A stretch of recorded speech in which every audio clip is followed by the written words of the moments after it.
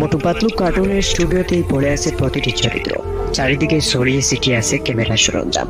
কেউ হাসছে না, কেউ কোথাও বলছে না, যেন পুরো জায়গাটাই থমকে গেছে সময়ের ভেতর।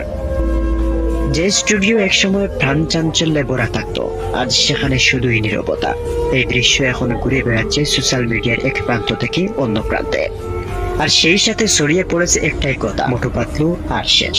একসময় যে চরিত্রগুলো শিশুদের মুখে হাসি এনে দিত, আজ তাদের নিস্তেজ যেভাবে পড়ে থাকতে দেখে অনেকেই থমকে যাচ্ছেন। কেউ বলছে সবকিছু হঠাৎ থেমে গেছে, কেউ আবার দাবি করছে আর কখনো নতুন পর্ব তৈরি হবে না, কারণ মোটু পাতলু কার্টুনের স্টুডিওতেই বোমা নিক্ষেপ করে ধ্বংস করে দেওয়া হয়েছে সবকিছু। এই কথাগুলো ধীরে ধীরে বড় করেছে মানুষের মনে, বিশেষ করে তাদের যারা এই কার্টুনের সাথে বড় হয়েছে। কিন্তু প্রশ্ন হলো, এই দৃশ্যগুলো কি সত্যিকার কোনো ঘটনার প্রতিচ্ছবি, নাকি এটা শুধু আবেগকে নাড়া দেওয়ার একটি আয়োজন? কারণ ভিডিওতে এমন ভাবে সব সাজানো যে সত্যি কোনো বড় ক্ষতি হয়ে গেছে। ক্যামেরা বন্ধ, স্টুডিও ফাঁকা, চরিত্রগুলো পড়ে আছে নিঃশব্দে। এই দৃশ্য দেখে অনেকেই ধরে নিচ্ছেন সবকিছু বুঝি শেষ।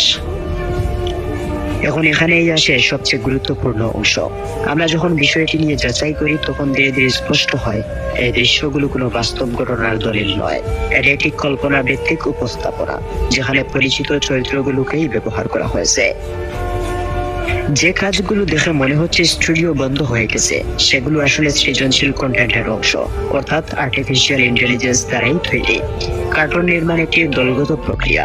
একটি গল্প থামলে পুরো জগৎ কখনো থেমে যায় না।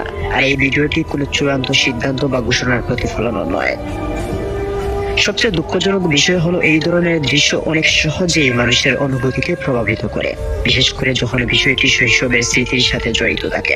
তাই অনেকেই যাচাই না করেই বিশ্বাস করে ফেলেছে একটি সাজানো বাস্তবতাকে।